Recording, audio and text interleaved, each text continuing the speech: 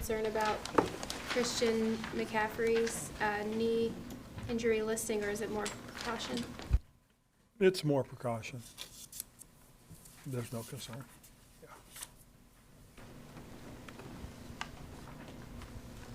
Ron, was Curtis something that popped up in the game from a tough shot, or is that something that cropped up the past couple of days? No, it happened in the game. It's the one he laid out on the sideline. Hit the ground pretty hard trying to make, a big catch. Obviously, Greg Little is still progressing through the concussion protocol, but good to see him out there, I would imagine. Yes, it was. It's all part of the protocol that he's in and part of the steps that he has to take. So, and I agree, it was good to see him out there moving around. All good with Mario, Ron. Yeah, in very difficult circumstances, you guys. So. Ron, for Cam, we've seen him out there last week going through his process, and as you said multiple times, he's still going through his rehab. Is today just keep him out of the weather? Is that Keep him out of the weather, keep him inside where he did his rehab today. I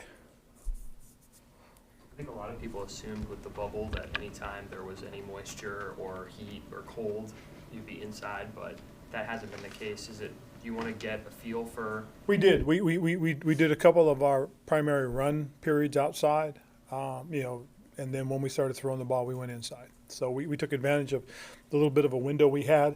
We were able to get through, most of our install. We got through our individual, our special teams, and then our 2 run periods.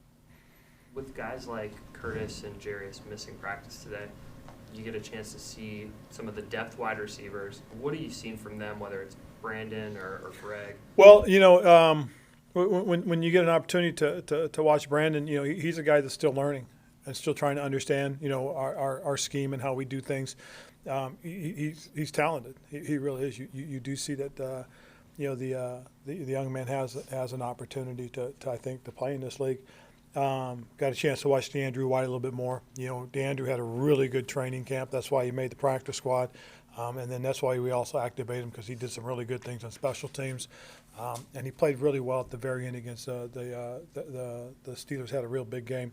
Got a chance to watch Greg a little bit more, and we put him out there to catch some punts in the bad weather. He actually did a pretty good job. So, building a little confidence in his ability as we go forward with him. Ron, I saw Brian Burns working with Everett a little bit one-on-one. Was that more normally scheduled technique work, or is that working with the club and learning how to deal with it? A little bit of both. A little bit of talking about some of the technique stuff that he's got to continue to refine, but also just trying to get him confident with the hand in the club, in the cast to protect it. So, again, just want to make sure he's comfortable. I mean, it was watching the tape. There were some things that were tough for him, and so we're trying to help him and get used to it. You were talking about the receivers. How would you assess sort of where DJ and Curtis are at this point in their? Well, I think they're young guys that are developing and growing. I mean, they're second and third year players that are learning their skill set. They're learning our offense. For Curtis, he's just like DJ. This is their second year in this new system. They're learning how to do things, and that's what's going to happen with young guys now. You get guys that, have to take steps and develop and continue to grow, and so feel pretty good about the young guys that we have right now. And understanding there's a lot of other factors at play. Curtis had one of those games Sunday where he's targeted a bunch and didn't have but a few catches. Was that indicative of a lot of different things, or? Yeah, it was. I mean, again, it's. Not necessarily the passes were on target or the timing was off. I know there were 2 deep balls that the passes weren't where they needed to be. There was a sideline ball that was way over his head, so that's 3 right there that you could take off and take from his targets and say, okay, those 3 didn't exist because they weren't chances for him to really truly catch the ball.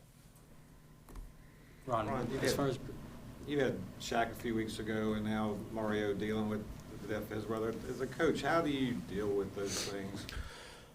Well, from personal experience, first of all, I went through it in 2015, and the hard part is your grieving process is very limited.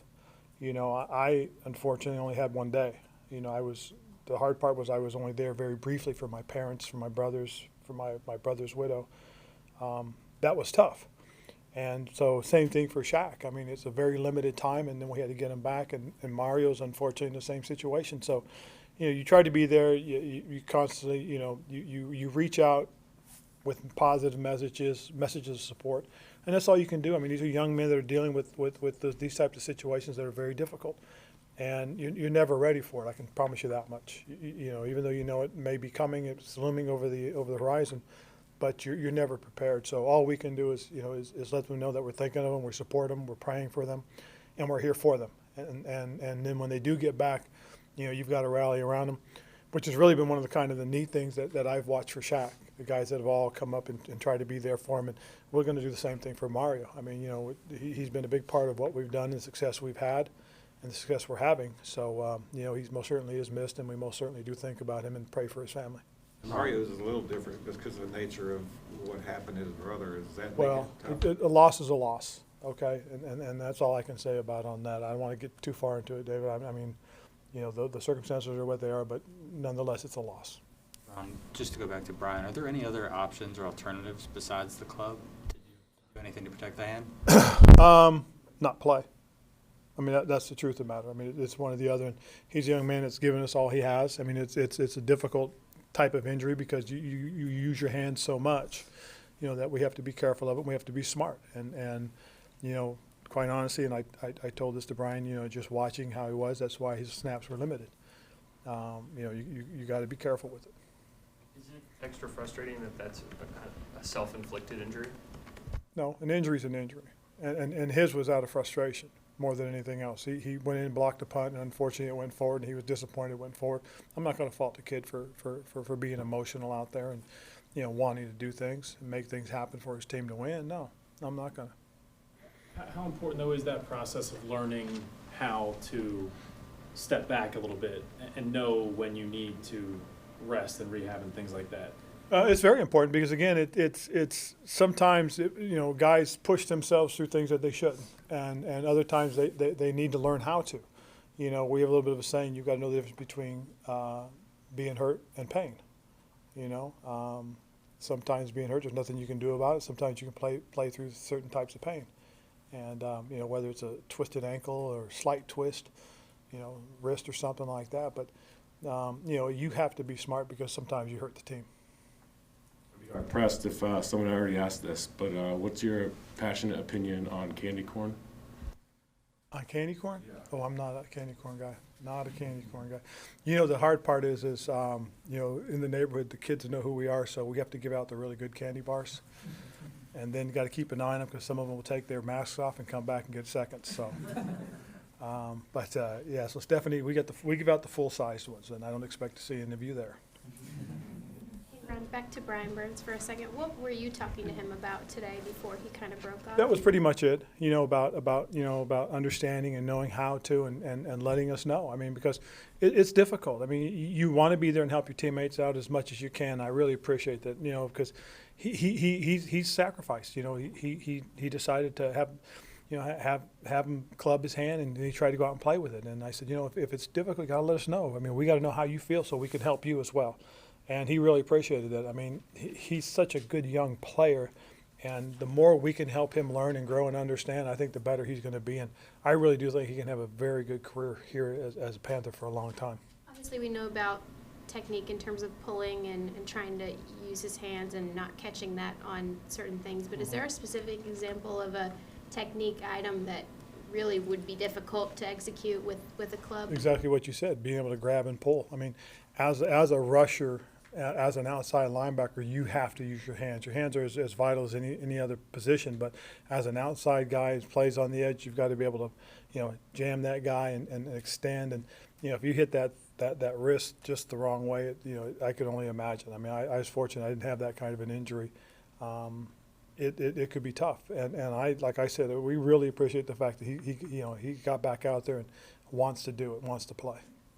On Monday, you said Dennis is our best option at left tackle right now. What is it about him, one, that gives you the confidence in that, and two, why is he the best option right now? Because of his athleticism. He's a big guy with got tremendous athleticism, very smart young man, very bright young man, passionate about playing the game.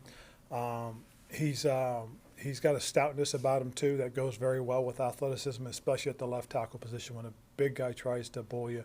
You know, it was tough. You know, it was kind of a tough situation because he really only had one really good day of practice.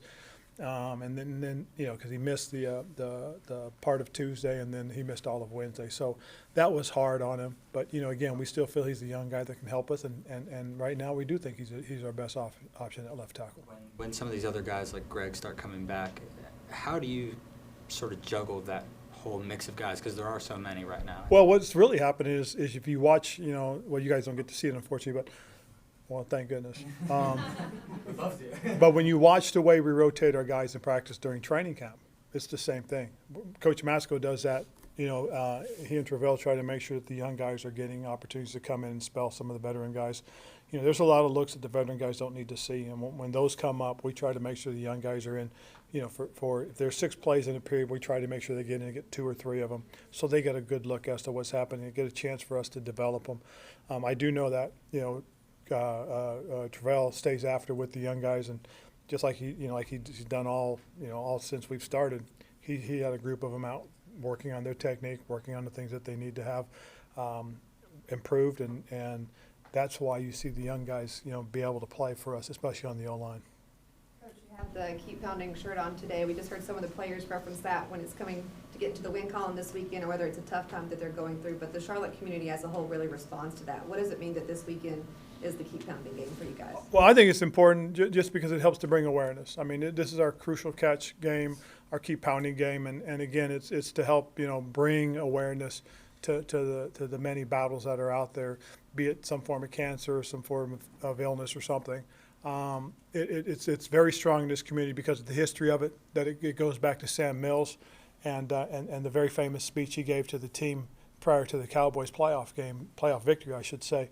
And pretty much those words do live on because it is our mantra, and we've had it, since I've been here. So I think it's really cool that we're trying to do something with it, and we're trying to get it out into the community.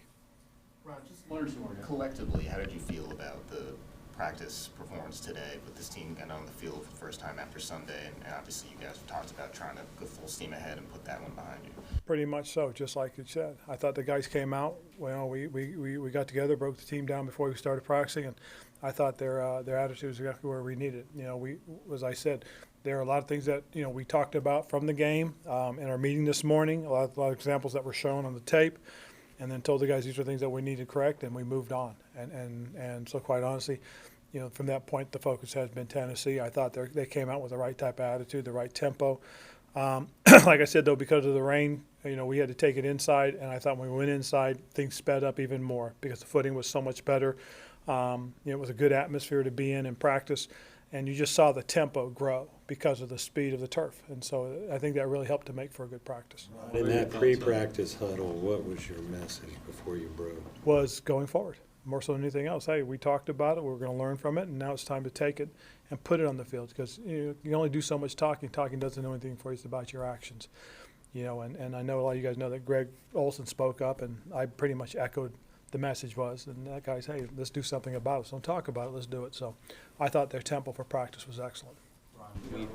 We've heard so many times about Kyle through the past couple of weeks that he's resolute, he's calm, he doesn't get really high or get low. But aside from him just on the football field, what have you learned about him as a guy, like as a person, these past couple of weeks, spending more time with him, interacting more with him? Is his experience on the field translating more to him personally too? No, that's who he is. I mean, he really is. What you see on the field is what you see away from the field. He's very calm. He's very forward. He's the same guy. He's very steady as to who he is. It's interesting. I had an opportunity to talk with him on the airplane on the way back, and he just said, I should have known better. I mean, he took it out on himself, but he was in a very calm way. I mean, it's just, I should have known better. I saw this, and but hey, I learned from him, Coach, and so that's all I can appreciate is that he's who he is, and what you see is what you're getting with him. That's him just going through the film of the game. Yeah. Thanks, guys. We're good. Cool. Thank you, guys.